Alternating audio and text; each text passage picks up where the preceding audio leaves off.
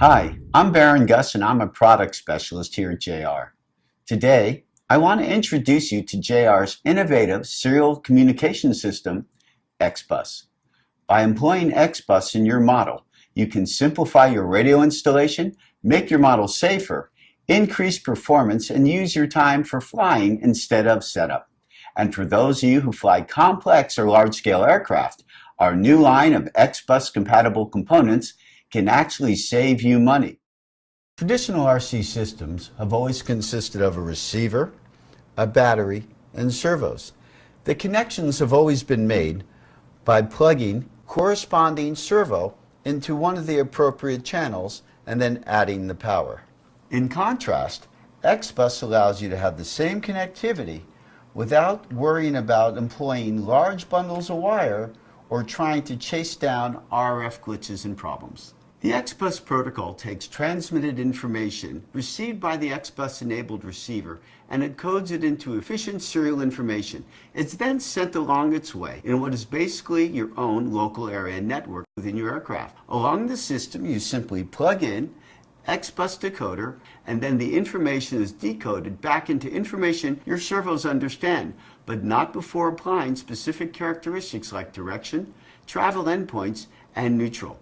Each servo can be tuned independently from each other, eliminating devices such as matchboxes. Understanding the XBus system is easy once you understand some of the basic concepts behind it. First, as with all RC systems, each function or channel has a number associated with it. For example, the throttle channel is number 1, then followed by 2 for aileron, 3 for elevator, and 4 for rudder. We refer to this as the main ID number. Next, it's possible to control up to 4 servos per channel under each main channel. For example, you may have 4 servos mechanically ganged together to control a very large rudder on your giant scale Cub or Extra. In this case, the rudder channel is still number 4, but associated with it are 4 sub-servos named appropriately 4-1, 4-2, 4-3, and 4-4. These second numbers we identify as sub-IDs. Let's take a look at the various components of the XBus system and get an overview of their specific application. First, the XBus-enabled transmitter. For our purposes today, we are using the new XG14 with built-in XBus capability. Not only does this transmitter work within the XBus protocol, but unlike other serial bus systems in the market, the JR system is the only one that allows you to program your system wirelessly. Just simply log into your XBus transmitter and the adjustments are yours. And the good news for anyone who currently has an XG series transmitter like XG6 or XG8, you'll soon be able to upload a software update that'll allow you to use the XBus system within your radio as well. Next is the XBus-enabled receiver. This receiver can be utilized either by a standard receiver with its own internal bus system, or you can simply plug in one of the XBus serial cables and their components and have your full network available. A very important thing to realize and note, you can plug in an XBus serial cable into this receiver as well as servos into the individual bus ports, allowing you complete flexibility.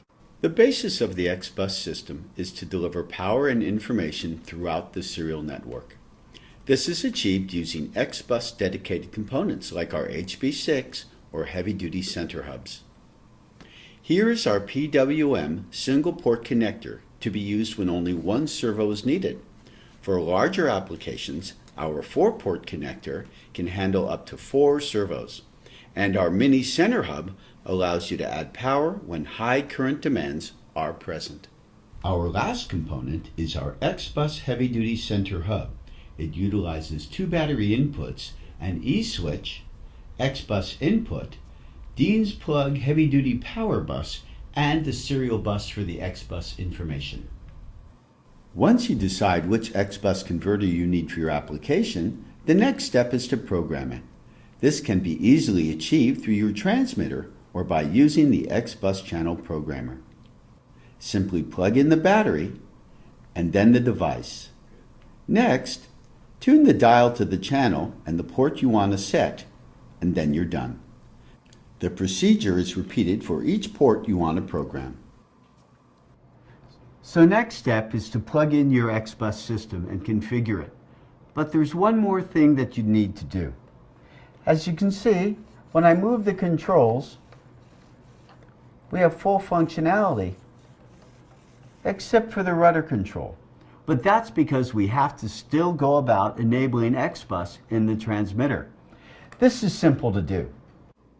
Is activate the menus, scroll through until you find System List.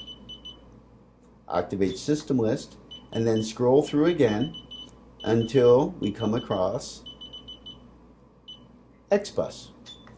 Go into the XBus menu and activate Mode A, which is the JR mode. And by the way, Mode B is when you want to use other third-party systems like VBAR or BSTEX. For our purposes, we'll activate Mode A, and then suddenly our rudder is working congruent with our rudder servo up front, steering the airplane. That's how simple it gets with XBus. Now that we have our XBus center hub installed, let's talk about some of the components and some of the considerations of our installation. In our complex aircraft, we know we have 4 servos on each wing, 2 servos running our elevators, and 2 servos running our rudders. For the sake of this illustration, I've set this airplane up as a flapper-on airplane. So not only can I move left or right, but we can drop the flaps as well.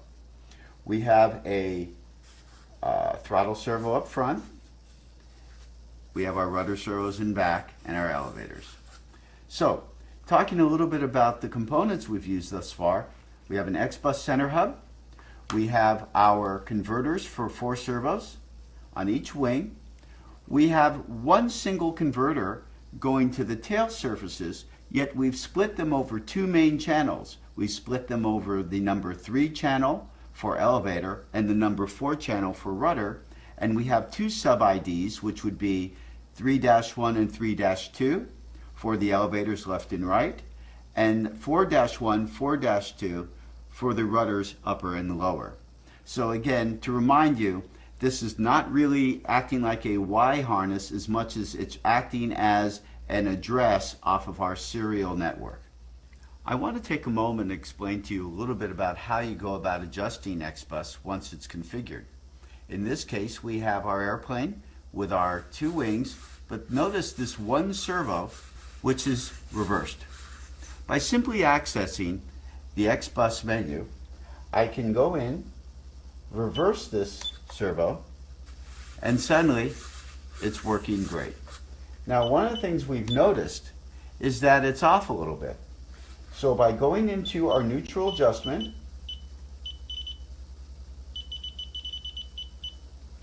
we can then start to make very small changes and fine-tune that control surface so it's now perfect.